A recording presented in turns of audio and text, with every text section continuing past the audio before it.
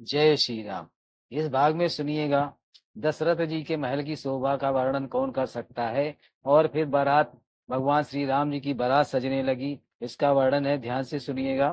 तुलसीदास जी ने क्या लिखा है, बहुत ही अच्छा। शोभा दशरथ भवन कई, को कवि वर नहीं पार। और जहाँ सकल सुर शीस मने, राम लीने अवतार। दशरथ के महल की शोभा का वर्णन कौन कवि कर सकता है, जहाँ समस्त देवताओं के शिरोमणि भगवान श्री रामचंद्र जी ने अवतार लिया हो। भूप भरत पुन लिए बुलाई, और कहने गए स्वयंदन साजहूं जाई। चलहूं बेगी रघुबीर बराता, और सुनत पुलक पूरे दो भ्राता। फिर राजा ने भरत जी को बुला लिया और कहा कि जाकर घोड़े हाथी और रथ सजाओ, जल्दी रामचंद्र जी की बारात में चलो। यह सुनते ही दोनों भाई भरत और शत्रुघ्न जी आनंदवश पुलक से भर गए। भरत सकल साहनी बुलाए, और आय सुदीन मुदित उठे धाये।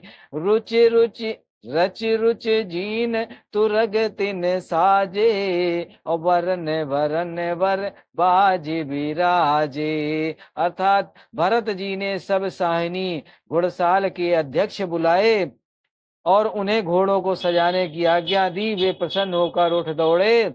उन्होंने रुचि के साथ यथा योग्य जी ने कसकर घोड़े सजाए। रंग रंग के उत्तम घोड़े सुशोभित हो गए। सुभग सकल सुट चंचल करनी, और इव जरत धरत पग धरनी। नाना जाति न जाति बखाने, और निदर पवन जनु चाहत उड़ाने। सब घोड़े बड़े ही सुंदर और चल चल करनी चाल के थे।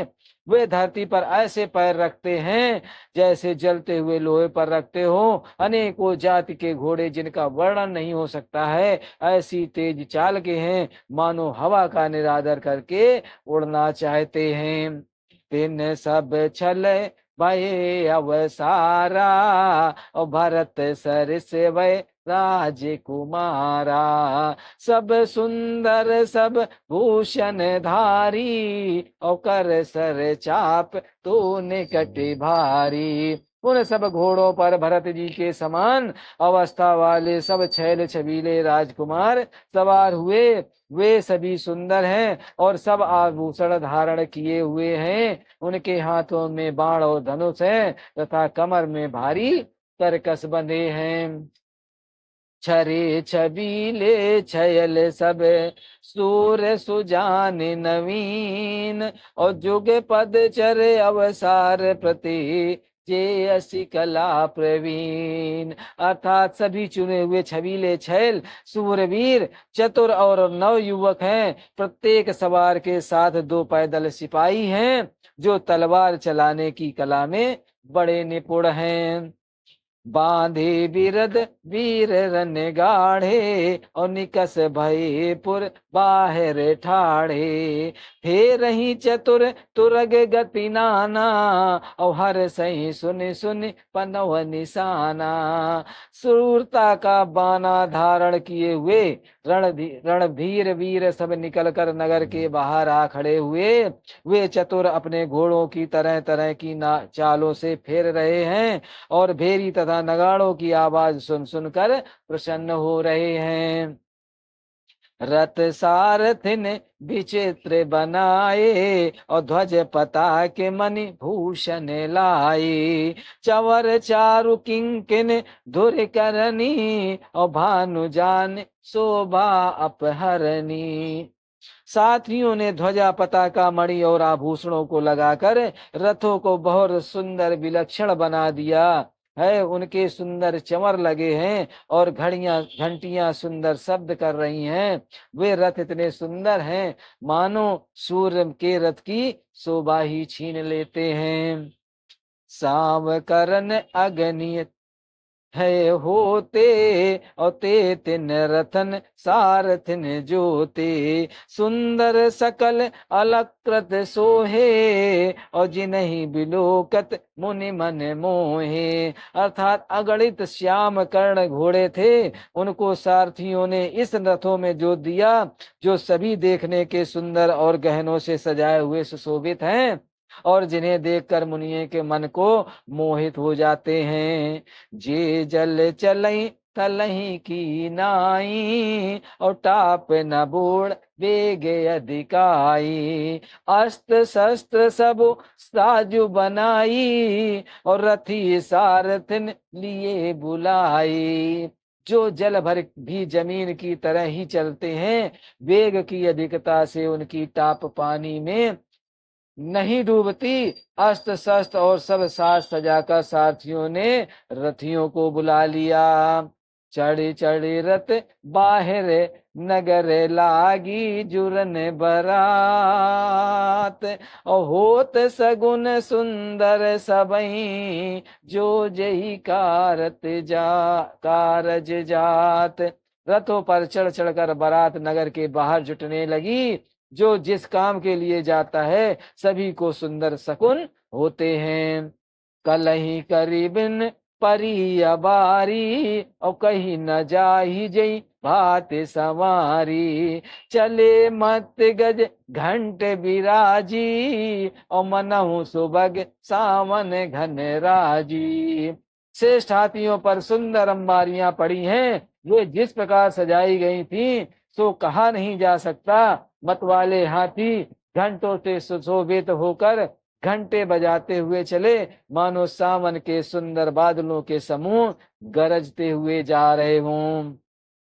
वाहन अपर अनेक विधाना, और शिव का सुबग सुखासन जाना। तिन चढ़ चले विप्र बर वृंदा, और जनु तनु धरे सकल सुति छंदा। सुंदर पालकियां, सुख से बैठने योग्य तजमान जो कुर्सी नुमा होते हैं, और रथ आदि और भी अनेक प्रकार की सवारियां हैं, उन पर श्रेष्ठ ब्राह्मणों के समूह चढ़ गए चले, मानो सब वेदों के छंद को शरीर धारण किए हुए हों।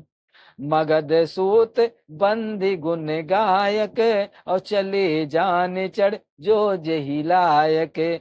बेसर ऊंट ब्रसक बहु जाति, और चले वस्तु भर अगणित भांति। अर्थात मागध सूत भाट और गुण गाने वाले सब जो जिस योग्य थे, वैसी सवारी पर चढ़कर चले।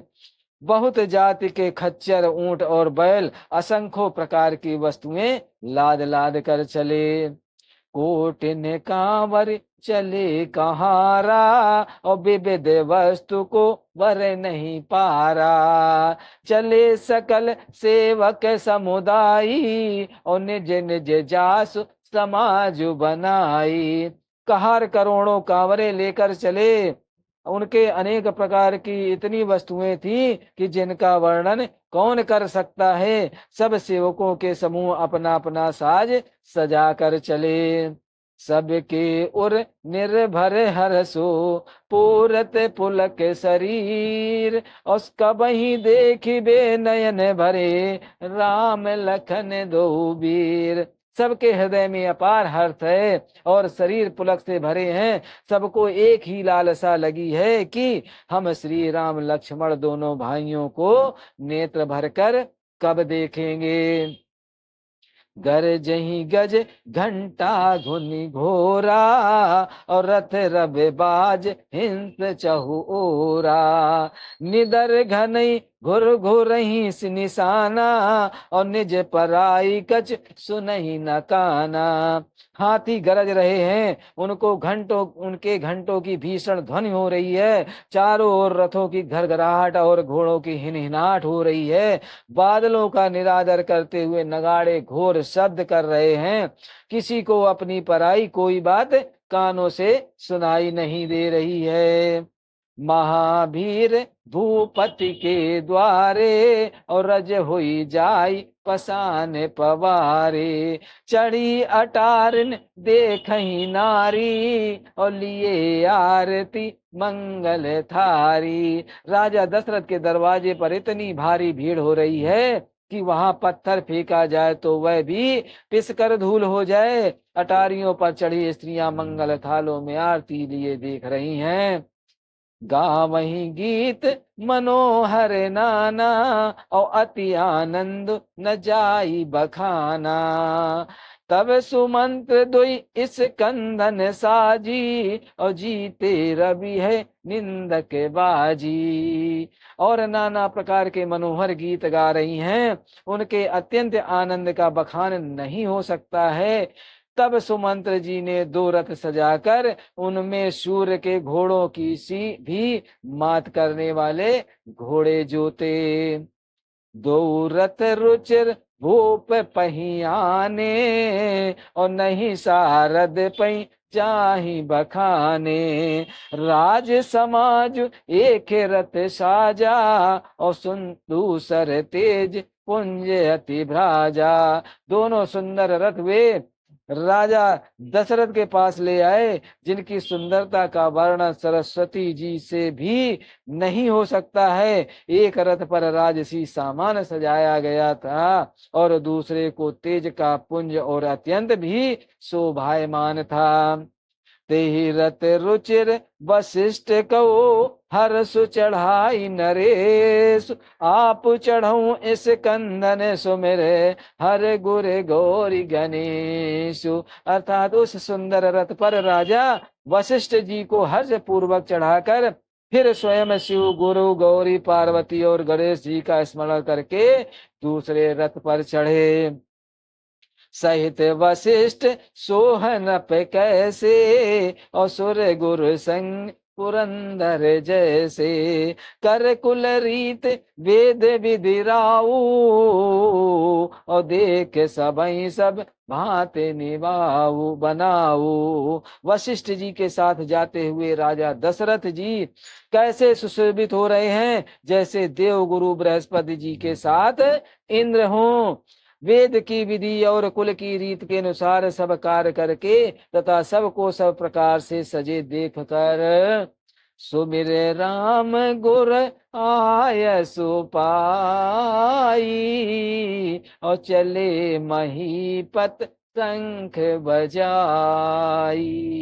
हर से विबुध बिलो की बराता, और वर सही सुमन सुमंगल दाता। श्री रामचंद्र जी का स्मरण करके गुरु की आज्ञा पाकर पृथ्वीपति दशरथ जी शंख बजाकर चले।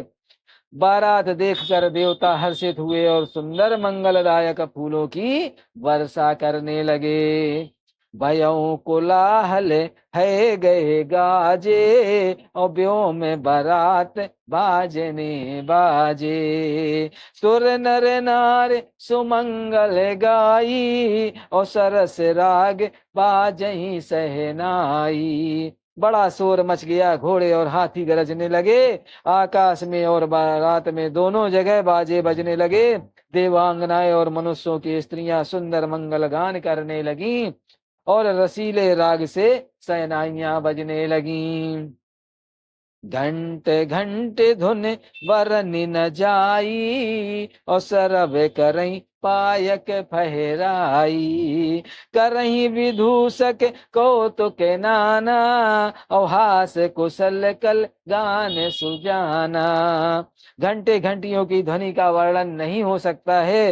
पैदल चलने वाले सेवक गण और पट्टेबाज कसरत के खेल कर रहे हैं और फहरा रहे हैं, आकाश में ऊंचे उछलते हुए जा रहे हैं। हंसी करने में निपुण और सुंदर गाने में चतुर विदूषक मस्करे तरह तरह के तमाशे कर रहे हैं। तुरग नचामई कुंवर भरे, अकनि मृदंग निशान, और नागर नट चित वही चकते, डगही न ताल बधान। सुंदर राजकुमार मृदंग और नगाड़े के शब्द सुनकर घोड़ों को उन्हीं के अनुसार इस प्रकार नचा रहे हैं कि वे ताल से बांधने से जरा भी डिगते नहीं हैं। चतुर नट चकित होकर यह देख रहे हैं। बनई न बरतन बनी बराता, और होई सगुन सुंदर सुबेदाता। चारा चास बाम दिस लेई, और मनहु सकल मंगल कही देई। बारात ऐसी बनी है कि उसका वर्णन करते नहीं बनता है। सुंदर शुभदायक शकुन हो रहे हैं। नीलकंठ पक्षी बाईं ओर चारा ले रहा है, मानो संपूर्ण मंगल की सूचना दे रहा है। दाहिन काग सुखेत सुहावा, और नकुल दरसु सब काहू पावा। सानकूल विद बयारी, और सगट सवाल आब बर नारी। अर्थात दाहिनी ओर कौवा सुंदर खेत में शोभा पा रहा है। नेवले का दर्शन भी सब किसी ने पाया। तीनों प्रकार की शीतल मंद सुगंधित हवा अनुकूल दिशा में चल रही है। श्रेष्ठ सुहागनियां स्त्रियां भरे हुए घड़े और गोद में बालक लिए हुए आ रही हैं। लोबा फिर दरसु दिखावा, असुर बिसन मुख शिशु पियावा। मगमाला फिर दाहिन आई, और मंगल गन जन दीन दिखाई। लोमड़ी फिर कर बार बार दिखाई दे जाती है। गायें सामने खड़ी बछड़ों को दूध पिलाती हैं। हिरनियों की टोली बाईं ओर से घूमकर दाहिनी ओर आई है। मानो सभी मंगलों का समूह दिखाई दिया है। छेक करी के छे में विशेषी, और श्यामा बाम सुतरु पर देखी। सन्मुख आयऊ ददिय रुमीना, और कर पुष्पक दुई विप्र प्रवीणा। छेम करी सफेद सिर वाली चील विशेष रूप से छेम कल्याण कर रही है। श्यामा बाई और सुंदर पेड़ पर दिखाई पड़ी। दही मछली और दो विद्वान ब्राह्मण हाथ में पुस्तक लिए हुए सामने आए। मंगलमय कल्याणमय अभिमत फलदातार, और जनु सब साचे हो निहित भय सगुन एक बार। सभी मंगलमय कल्याणमय और मनोवांछित फल देने वाले शकुन मानो सच्चे होने के लिए एक ही साथ हो गए हों। मंगल सगुन सुगम सबता के, और सगुन ब्रह्म सुंदर सुत जाके।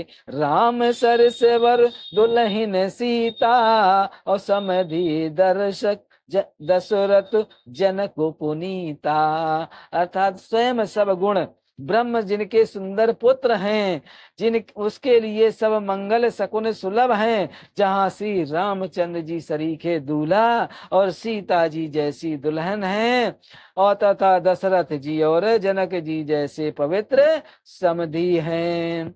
सुनी अस ब्याहु सगुन सब नाचे, और अब कीने बिरंच हम साचे। यही विध कीन बारात पयाना, और है गम गाजई हने निशाना। अर्थात ऐसा ब्याह सुनकर मानो सभी शकुन नाच उठे और कहने लगे, अब ब्रह्मा जी ने हमको सच्चा कर दिया। इस तरह बारात ने प्रस्थान किया। घोड़े हाथी गरज रहे हैं और नगाड़ों पर चोट लग रही है।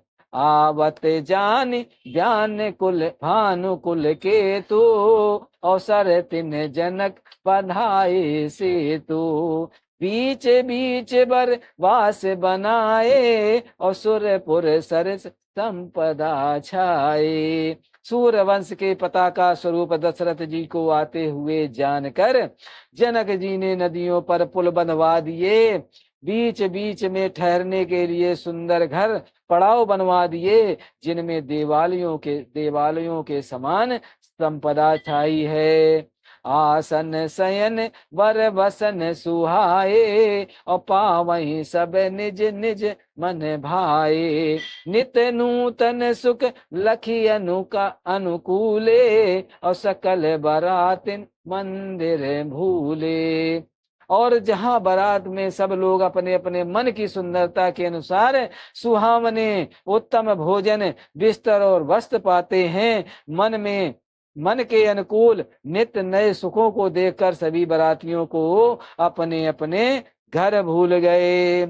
आवत जानी बारात बरे, सुनी गहे गहे निशान, और सजी गजरत पद चर सुतुरग लेन चले अगवान। बड़े जोर से बजते हुए नगाड़ों की आवाज सुनकर श्रेष्ठ बारात को आती हुई जानकर अगवानी करने वाले हाथी रथ पैदल और घोड़े सजाकर बारात लेने चले।